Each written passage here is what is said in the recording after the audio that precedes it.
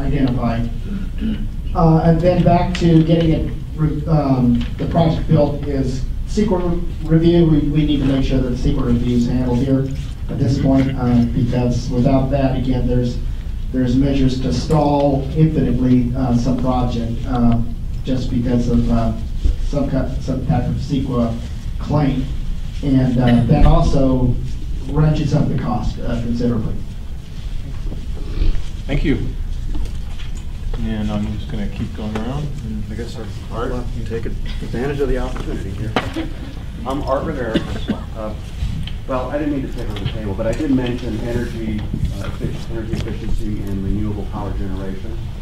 And just looking at the list, and I even got here late, but pretty much A to Z, it seems to me that we could be looking at ways to develop clean California energy right on our transportation systems.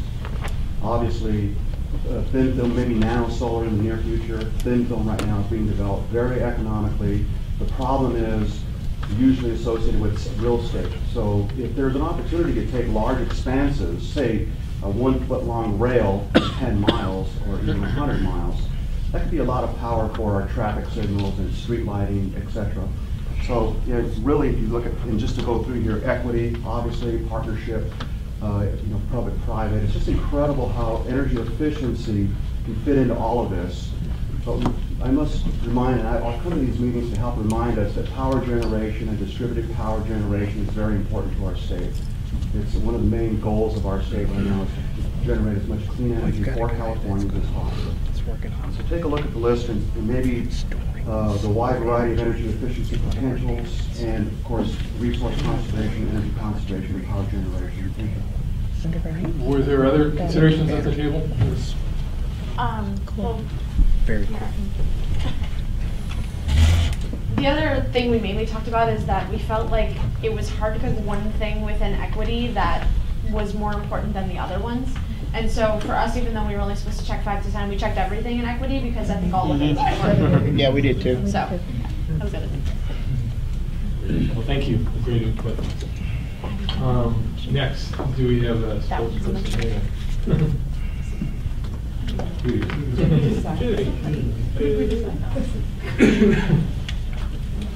Okay, I'm really not a good spokesperson because I don't know what we decided on. Thanks, Adam.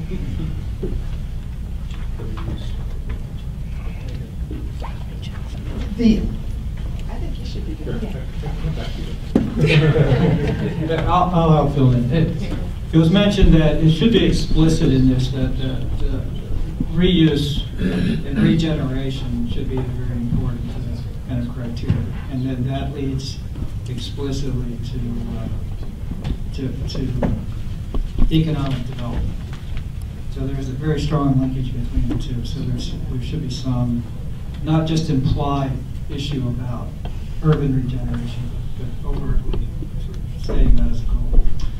And then there was another comment about don't look at these TPAs in isolation, particularly on some of these corridor projects, because you could have a site that is in the middle of an area that has a lot of economic power behind it, but that particular site doesn't look very strong economically. So you need to go beyond that in consideration. Right? Thank you. Great considerations. Next, we have Ryan. So our group, rather than picking particular indicators, started to think about what some of the desired outcomes of the development might be, and decided to pick 2 or 3 things as it relates to outcomes. The first thing that we discussed was the ability to catalyze and activate development within not only the TPA site but surrounding areas. The second thing we talked about was a bang for the buck concept with the greatest effect on investment and attraction of private capital, but also the local government's capacity to implement projects like this.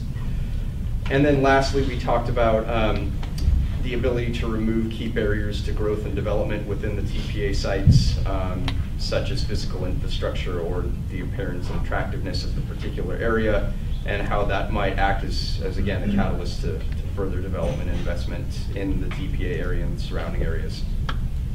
Great, thank you, Ryan. I think we're getting some great considerations both for the selection and then for the outcomes. And lastly, we have David. Good afternoon.